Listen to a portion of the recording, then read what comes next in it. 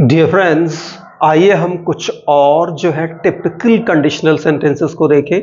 कुछ ऐसे typical conditional sentences जिनके बारे में जनरली हमें अंडरस्टैंडिंग या नॉलेज नहीं होता है और उसके कारण we are not able to understand them. So आइए हम कुछ टिपिकल, कुछ विशेष, कुछ स्पेशल कंडीशनल्स को देखें।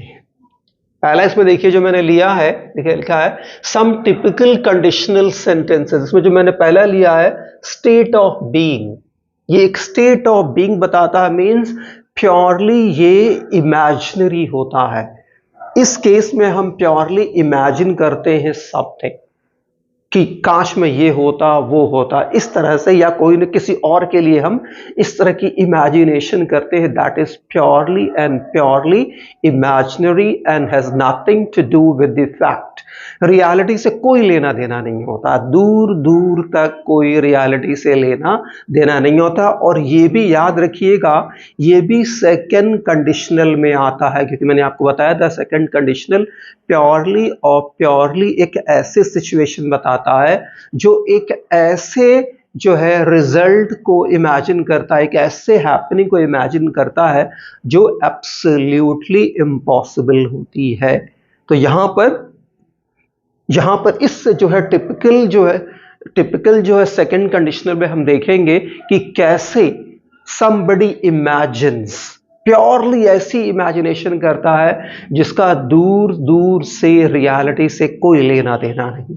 और एक बार आप देख लीजिए इसका स्ट्रक्चर क्या होगा, सेंटेंस स्ट्रक्चर का होगा क्या, इफ होगा प्लस सब्जेक्ट होगा, प्लस सब्जेक्ट सिंगुलर हो या प्लूरल ये आपको दिमाग में रखना है, वर लगेगा, प्लस ऑब्जेक्ट या वो जो आप इमेजिनेशन कर रहे हैं यानी कि जो कॉम्प्लीमेंट वो होगा, प्लस सेकेंड क्लॉज में वही सब्जेक्ट प्लस वुड या शुड या कुड या माइट प्लस V1 ये होगा। जैसे एग्जांपल यहां पे देखिए, इफ आई वर यू, यदि मैं तुम होता, यानी यदि मैं तुम्हारी जगह होता, I would teach him with my all might, मैं उसे सिखाता अपनी पूरी ताकत के साथ। मतलब कह रहा देखिए, if I were you that is next to impossible. मैं आप कैसे हो सकता, आप मैं कैसे हो सकता, is it possible, it is not possible. तो ना ये मैं होता, ना आप मैं होते, ना ये होता, यानी भाई प्योरली इमेजिनरी, जिसका दूर दूर से सच्चाई से कोई लेना देना नहीं।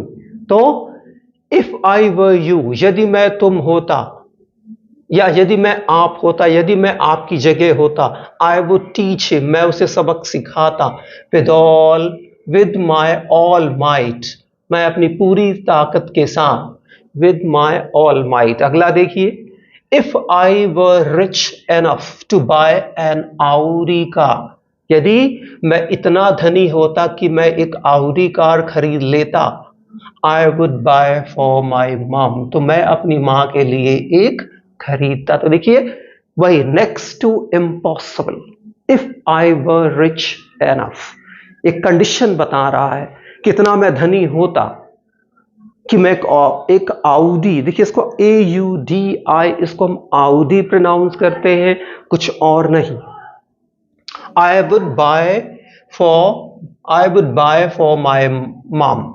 अब अगला देखिए, इसका दूसरा जो टिपिकल होता है स्टेट ऑफ पोजेशन, यानी कि कुछ होने की बात, कुछ रखने की बात, कुछ पॉजेस करने की बात। जैसे मैं कहूं, if I had billions I would make my friends happy, और इफ आई हैड बिलियंस, और if I had 1,000 crores of rupees, I would try my best to abolish or eradicate poverty from my country. For example, Hindi में कि यदि मैं billionaire होता, अरबपति होता, तो मैं अपने कंट्री से गरीबी मिटा देता। तो फिर वही कुछ होने की बात कि मेरे पास बहुत पैसे होते। If I had 2 brothers, I would make the most of my potential.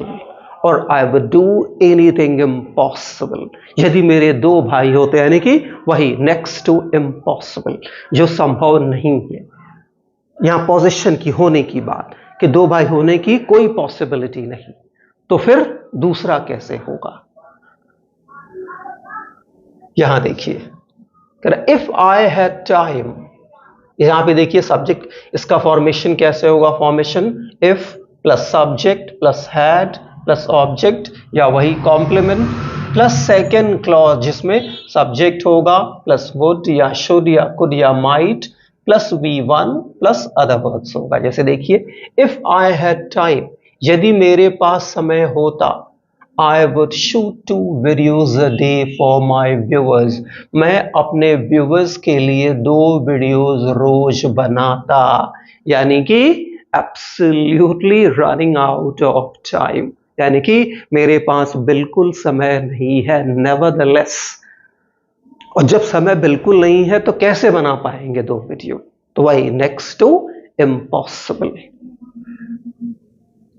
Next में देखिए, even if I had 2 cars, यदि मेरे पास 2 कारें होती, I would not lend him 1 for I hate him. कह रहे यदि मेरे पास 2 कारें भी होती तो मैं उसे एक भी उधार नहीं देता। क्यों? For I hate him. देखिए यहां फॉर कॉमा कर रहे हैं, फिर फॉर लगा रहे हैं। क्यों? क्योंकि ये सेंटेंस क्या हो जा रहा है, आपको ध्यान देना है कि ये सेंटेंस जो मेन क्लॉज है, जो प्रिंसिपल क्लॉज है, ये बन जा रहा है क्या?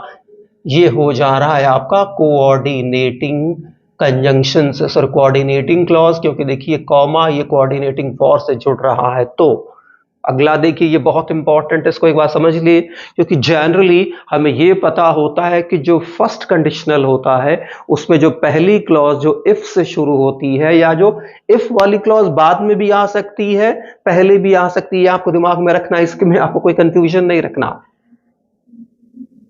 और दूसरी चीज बात में यहां जो बात क्या कर रहा कि जनरली हम क्या जानते हैं, जनरली आप ये समझते हैं कि जो क्लॉज इफ से शुरू हो रही है फर्स्ट कंडीशनल में, जिसमें लाइकली होता है कि किसी जो सिचुएशन या जो चीज इमेजिन और जो चीज को सोचा जाता है वो फ्यूचर में होने के चांसेस होते हैं उसके, 100% नहीं।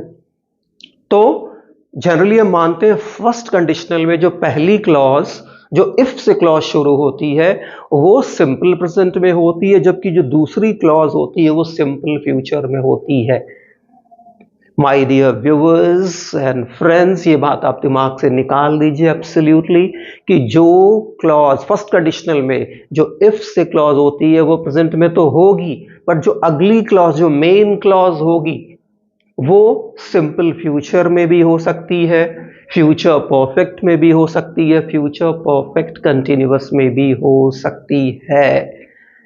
ये आपको दिमाग में रखना है, इसमें आपको कोई कंफ्यूजन नहीं लेना है, उस सिचुएशन पे डिपेंड करेगा। ये देखें, जैसे देखिए यहां देखिए इंपॉर्टेंट, व्हेन आई टर्न 40, जब मैं 40 का हो जाऊंगा, I will have been working here for 20 years, यहां मुझे काम करते कितने साल हो जाएंगे, होते रहे होंगे 20 साल। तो देखिए मैं इमेजिन कर रहा कि when I turn 40, जब मैं 40 का हूंगा तो यहां मुझे काम करते हुए कितने साल हो रहे होंगे, 20 साल। तो वही देखिए यहां पे ये सेंस जो दे रहा है वो एब्सोल्युटली करेक्ट दे रहा। तो यहां पे ये जो फर्स्ट कंडीशनल है, जो इफ वाला क्लॉज सिंपल प्रेजेंट में है, और जो मेन क्लॉज है वो फ्यूचर परफेक्ट कंटिन्यूअस का सेंस दे रहा, जो एब्सोल्युटली करेक्ट है। इसमें आपको कोई कंफ्यूजन नहीं रखनी है, दैट इज वेरी इंपॉर्टेंट।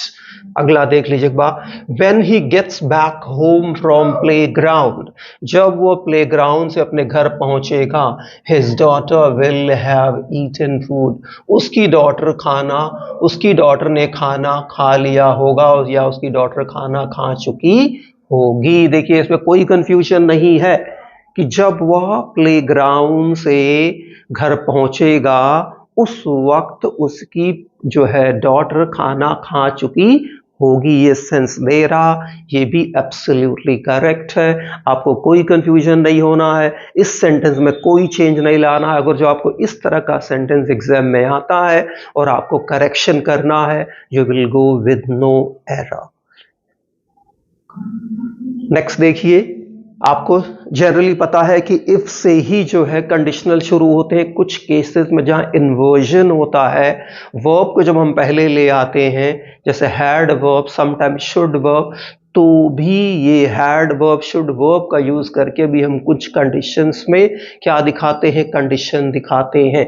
तो अगर जो हैड वर्ब से सेंटेंस शुरू होके कंडीशन दिखा रहा, तो अगले वाले को आपको दिमाग में रखना है subject plus would plus have plus V3। Passive में तो subject plus would plus have plus been को ही यूज करना है, नो कंफ्यूजन। जैसे देखिए यहां पर, had the doctor not reached on time, यदि डॉक्टर समय से नहीं आया होता, the patient would have died, patient मर गया होता। तो यहां had the doctor means if the doctor had not come on time, ये यहां का हैड इफ का सेंस दे रहा, कंडीशन दे रहा है, ये भी आपको दिमाग रखना है। और ये कौन सा है, ये थर्ड कंडीशनल में आएगा, ये ध्यान रखिएगा।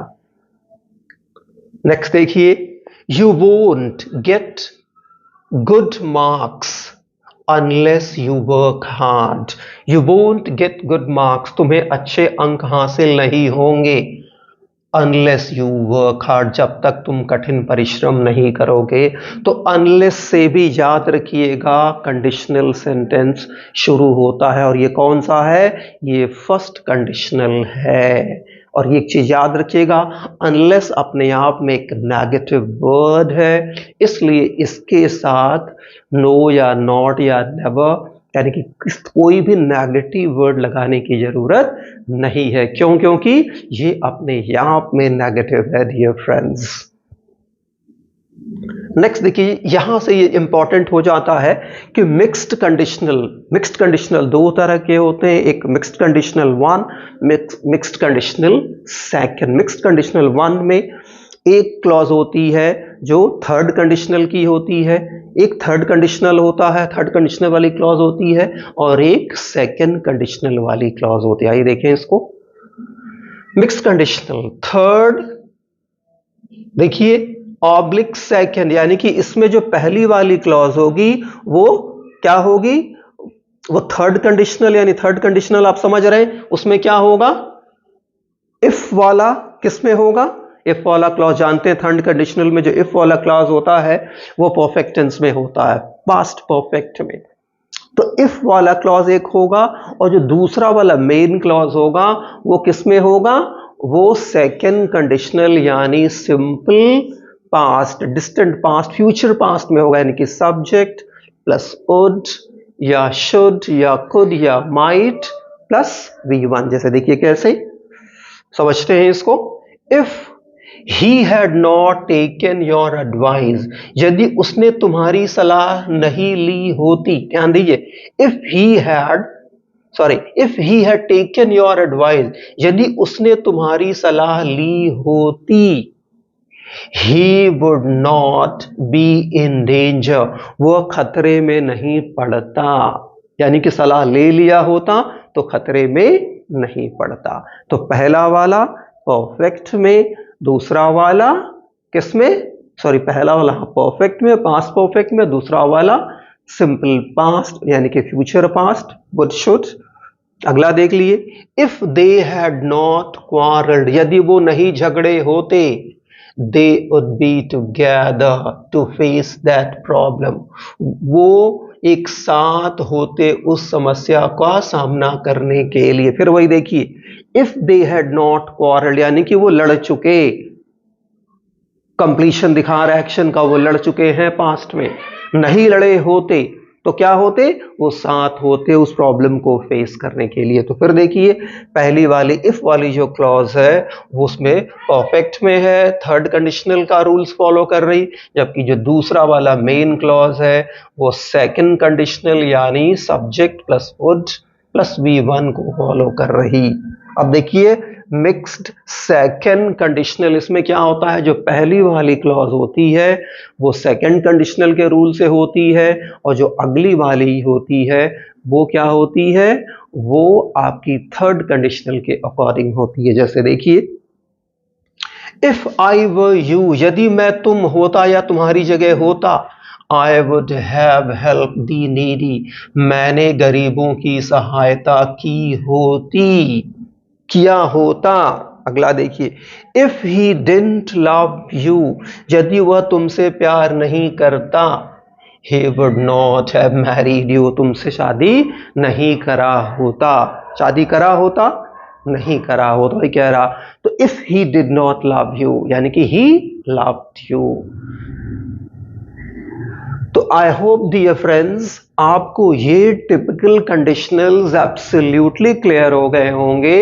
इसके बावजूद आपको कोई प्रॉब्लम आती है तो आप एब्सोल्युटली फ्री हो फील कीजिए और मुझे बताइए। I'll try my best to help you out, my dear friends. That's it in this video, my dear friends.